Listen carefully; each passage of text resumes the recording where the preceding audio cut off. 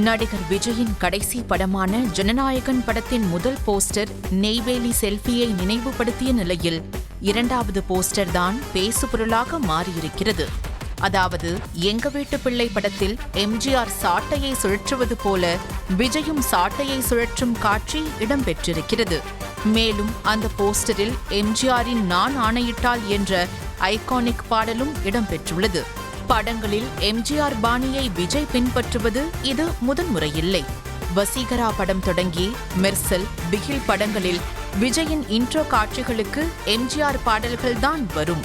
அதேபோல விஜய் நடித்த வேட்டைக்காரன் படம் கூட 1964ஆம் ஆண்டு வெளியாகி 25 வாரம் திரையரங்குகளில் ஓடிய மாபெரும் வெற்றி படத்தின் பெயர்தான். இப்படி விஜயின் பல படங்களில் எம்ஜிஆர் குறித்த வசனங்கள், பாடல்கள் இடம்பெற்றிருக்கின்றன. லியோ பட வெற்றி விழாவிலும் எம்ஜிஆரின் ஈகை குணத்தை குறிப்பிட்டு இதேபோல தனது ரசிகர்களும் உதவி செய்ய வேண்டும் என கேட்டுக்கொண்டார் விஜய். அவ்வளவு ஏன், படங்களை தாண்டி அரசியலிலும் கூட எம்ஜிஆர் குறித்து பல இடங்களில் விஜய் பேசியிருக்கிறார். சமீபத்தில் நீட் தேர்வு குறித்த தமிழக அரசு மீதான விமர்சனத்திற்கு கூட எத்தனை காலம்தான் ஏமாற்றுவார் இந்த நாட்டில் என்ற பாடலைத்தான் மேற்கோள் காட்டியிருந்தார். தனது முதல் அரசியல் மாநாட்டில் திமுக, பாஜகவை விமர்சித்த விஜய் எம்ஜிஆர் தொடங்கிய அதிமுக மீது எந்த விமர்சனமும் வைக்கவில்லை. கூத்தாடின்ற பேர் ஏதோ நமக்கு மட்டும் வந்தது இல்லைங்க. அன்னைக்கு தமிழ்நாட்டில் நம்ம ஊரு வாத்தியார் எம்ஜிஆரையும், ஆந்திராவில் அவங்க ஊரு வாத்தியார் என்டிஆரையும், அவங்க கட்சி ஆரம்பிச்சப்பவே இதே மாதிரிதான் கூத்தாடின்னு தான் கூப்பாடு போட்டாங்க. அவங்களுக்கே அப்படி கூப்பிடும் போது நம்மளை கூப்பிடாமலா இருப்பாங்க? ஆனா அந்த ரெண்டு கூத்தாடி தாங்க அந்த ரெண்டு மாநிலத்தோட ஆக பெரும் தலைவர்களாகி இன்னைக்கும் மக்கள் மனசுல ஒரு புகழோட வாழ்ந்துட்டு இருக்கிறாங்க. இந்த நிலையில் முழுக்க அரசியல் படமாக உருவாகி வரும் ஜனநாயகன் படத்தில் எம்ஜிஆரின் ரெஃபரன்ஸை விஜய் பயன்படுத்தியிருப்பது கவனிக்க வைத்துள்ளது. கிட்டத்தட்ட எங்க வீட்டு பிள்ளை படம் வெளியாவதற்கு ஓராண்டுக்கு முன்புதான் திமுகவிலிருந்து விலகிய எம்ஜிஆர் புதிதாக கட்சி தொடங்கினார். எதிர்காலம் வரும், என் கடமை வரும், இந்த கூட்டத்தின் ஆட்டத்தை ஒழிப்பேன் என்ற வரிகள் திரும்பிய பக்கமெல்லாம் ஒலித்துக் கொண்டிருக்க 1967 சட்டப்பேரவை தேர்தலில் வெற்றி கனியை பறித்து எம்ஜிஆர் எம்எல்ஏவாகினார்.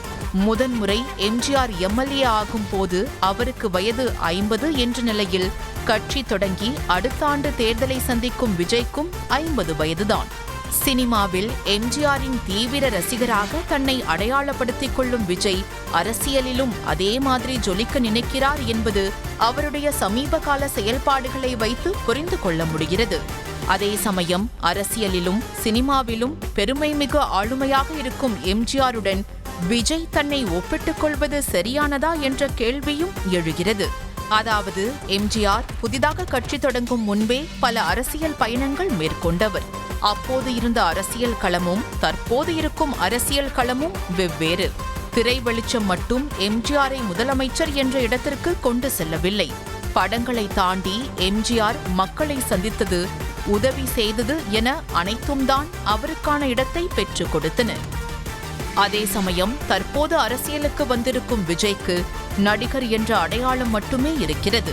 ஜல்லிக்கட்டு போராட்டம், காவிரி நதிநீர் விவகாரத்திற்கு குரல் கொடுத்தது, அனிதாவின் குடும்பத்தினருக்கு ஆறுதல், துப்பாக்கிச் சூட்டில் பலியானவர்கள் குடும்பத்தினரை சந்தித்தது ஆகியவை மட்டுமே நடிகர் விஜயின் அரசியல் செயல்பாடுகள்.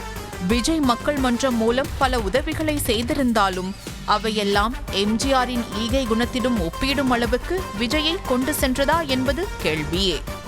தமிழனோட அடையாளம் ஜல்லிக்கட்டு. எதையும் எதிர்பார்க்காம, யாரோட தூண்டுதலும் இல்லாம, எந்த விதமான கட்சி பேதமும் இன்றி தமிழ் என்ற ஒரே உணர்வோட இந்த போராட்டத்தில் குதிச்சிருக்கிற அத்தனை இளைஞர்களுக்கும் நான் தலை வணங்குறேன். சினிமாவில் உழைத்து உச்ச நட்சத்திரம் என்ற அந்தஸ்தை விஜய் பெற்றிருந்தாலும் அந்த வெளிச்சம் அரசியலில் கை கொடுக்குமா என்பது கேள்விக்குறிதான். விஜயின் சினிமா வாழ்க்கை அவரை அனைத்து இடங்களுக்கும் கொண்டு சென்று சேர்த்திருந்தாலும் மக்களுக்கு அவர் மீது நம்பிக்கை ஏற்பட எம்ஜிஆரை விட 100 மடங்கு உழைத்தால் மட்டுமே முடியும். புதிதாக கட்சி தொடங்கி அடிப்படையிலிருந்து கட்டமைப்பை பலப்படுத்தி விஜய் தேர்தலை சந்தித்தாக வேண்டும்.